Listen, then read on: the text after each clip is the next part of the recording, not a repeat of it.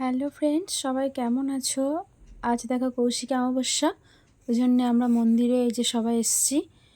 মন্দিরে আজকে কৌশিক অমাবস্যার জন্য লুচি আলুর দম হবে, তার জন্য আটা মাখা হচ্ছে। এদিকে আলু কাটা হয়ে গেছে, এদিকে আদা টমেটো লঙ্কা সব রেডি।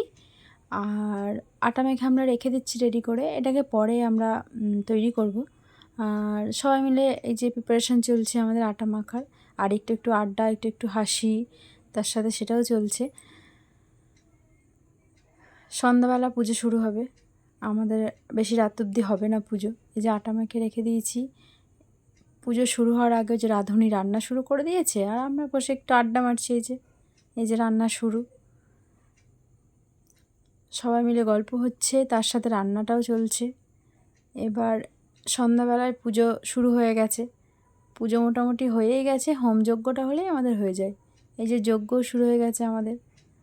আর আমি জানি, যদি মায়ের পুজোর যজ্ঞের যে শিখাটা ওঠে, সেটা যদি খুব বেশি ওঠে তাহলে নাকি খুব ভালো।